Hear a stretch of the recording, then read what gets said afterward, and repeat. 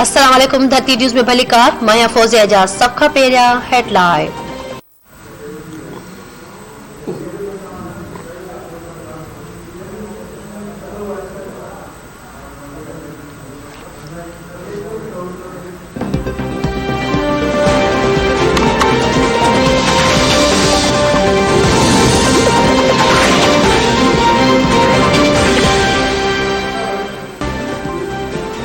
हुक्मरान जमात पीटीआई खैबर पख्तूनख्वा जे मकानी चूंडुनि में पंहिंजी हार क़बूल करे वरिती। सुध समा वारे सूबाई वज़ीर शौकत यूसुफज़ई शिकस्त जो कारण महांगाई खे करार ॾेई छॾियो। संदसि चवणु आहे त खैबर पख्तूनख्वा जे मकानी चूंडुनि में महांगाई संदनि शिकस्त जो सबबु बणी हर इलेक्शन में धांधलीअ जो इल्ज़ाम मढ़ियो वेंदो आहे। शुक्र आहे मुख़ालिफ़ धिरूं चूंडियूं खटे वई।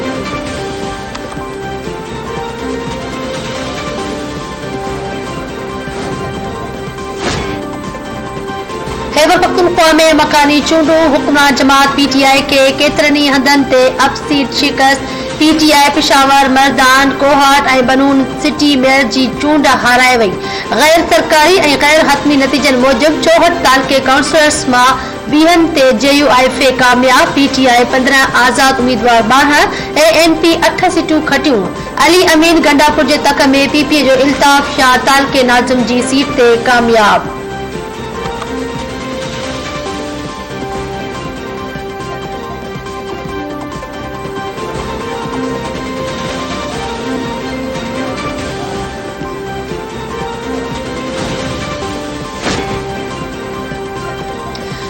बनू जे तारीख़ में पहिरियों भेरो लाॾाऊ कबीले जी औरत काउंसलर चूंडिजी वई। लाॾाऊ माण्हुनि जे झोपड़ियुनि में जशन शमशाद बेगम जो चवणु आहे त हूअ लाॾाऊ माण्हुनि जा मसइला हल करण लाइ मैदान ते निकिती आहे।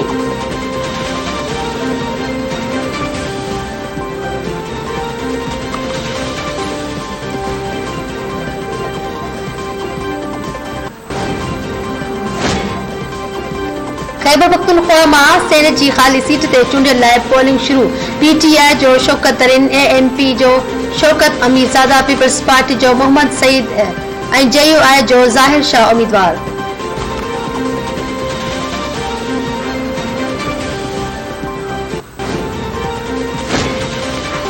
इस्लामाबाद हाई कोर्ट में राणा शमीम जे हल्फी बयान वारी ख़बर ते तौहीन अदालत केस जी ॿुधणी।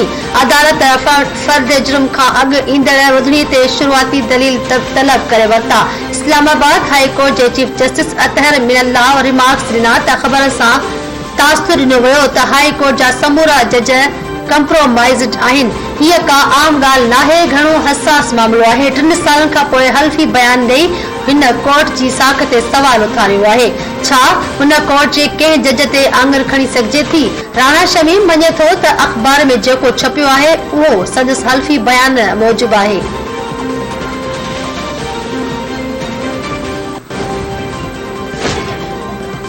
NCOC जो इस्लामाबाद में इजलास क़ौमी वैक्सीनेशन हिकमत अमली ऐं बीमारियुनि जे पखेड़ जो जाइज़ो वरितो वियो।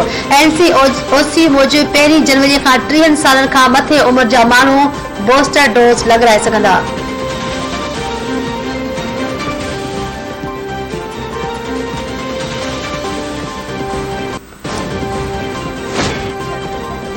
थधि में वाध साई गैस नायाब थी वई। घरनि में रध पचाव में ॾुखियायूं। मुल्क जे मुख़्तलिफ़ इलाक़नि में सूरतहाल संगीन।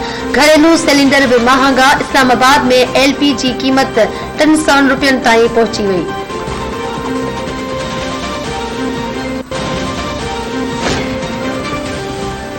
हारियुनि खे ज़रूरत मूजिब बैंकुनि मां कर्ज़ न मिली रहियो आहे। ज़राअत ऐं बैंकुनि जे शोबनि में हू शफ़ाफ़ियत आणणु घुरनि था। माण्हुनि खे संदनि घर जो ख़्वाब पूरो करण जी कोशिश कई पई वञे। घर ठाहिण लाइ माण्हुनि खे 31 अरब रुपया कर्ज़ ॾिनो वियो आहे। स्टेट बैंक जे गवर्नर रज़ा बाक़ी जो मुल्तान में इजलास खे ख़िताब।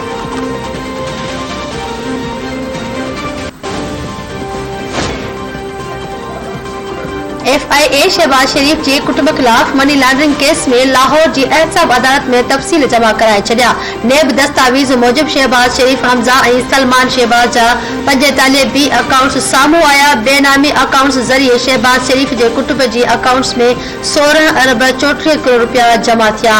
टिनी जवाबदारनि खे केतिराई मौक़िया फराहम कया विया, पर जवाबदार इल्ज़ाम बाबति जांच टीम खे मुतमइन न करे सघिया।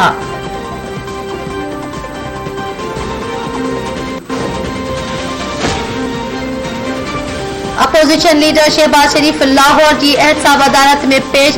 हमजा शहबाज जी हिक ॾींहुं गैर हाज़िरी की दरख्वास्त मंजूर। Money laundering sugar mills reference ऐं असाथन वारे केस की ॿुधणी। अदालत पारां नेब खे शाहिद पेश करण जो हुकुम।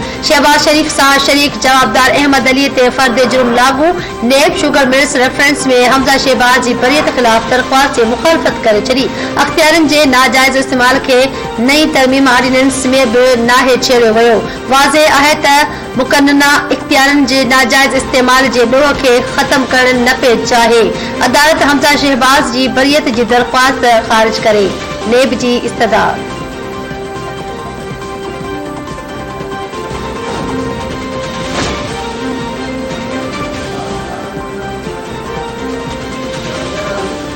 पीपल्स पार्टी जा एमपीए भायर सरदार खान चांडियो ऐं बुरहान खान चांडियो सखर जी एहतसाब अदालत में पेश। सरकारी ज़मीन में हेराफेरी बाबत दाख़िल नेब जी केस में ॿिन्ही भाइरनि जी ज़मानत में वाद जी दरख्वास्त मंजूर। अदालत उबूरी ज़मानत में 21 जनवरी ताईं वाद करे छॾी।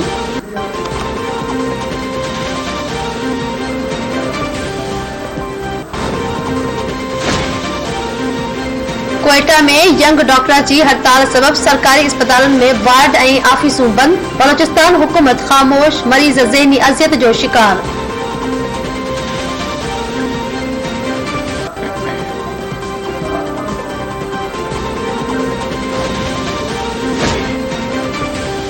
सकरन जे इलाके लेलाबाद कॉलोनी में घर अंदर बिजली जे हीटर मां ओचितो बाहि लॻण सबब कमरे में सुतल पीउ ऐं धीउ साह ॿुसारजण सबब फोत। बाहि लॻण सबब घर जो कुछ हिस्सो भी सड़ी वियो। वाक़े वारे इलाके में सोग जी लहर।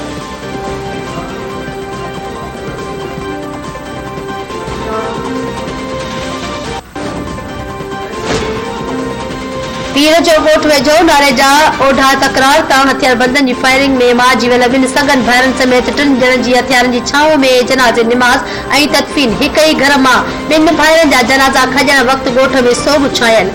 3 ॼणनि जे खूननि खां पोइ इलाके में ख़ौफ़ ऐं ॾहकाउ जी लहर पकड़ियल।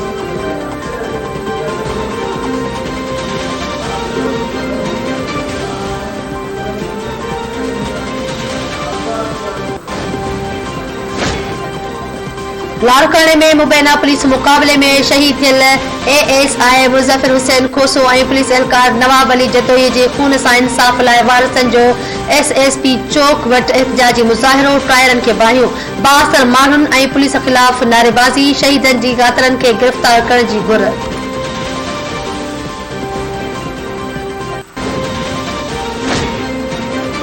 लाड़कानो सीशन कोट ॿाहिरां महर बिरादरी जे एहतजाज ते पुलिस कड़की पई। एहलकारनि लठबाज़ी करे 15 खां वधीक माण्हुनि खे गिरफ़्तार करे वरितो। पुलिस एहतजाज कंदड़नि जूं 5 ट्रैक्टर ट्रालियूं बि काहे वई। कुछ ॾींहं अॻु पुलिस मुक़ाबले में मुबैना ॾोहारी राजू मेहर मारिजी वियो हो। एहतजाज कंदड़नि जो चवणु आहे त पुलिस कूड़े मुक़ाबले में राजू मेहर खे बेगुनाह मारियो आहे।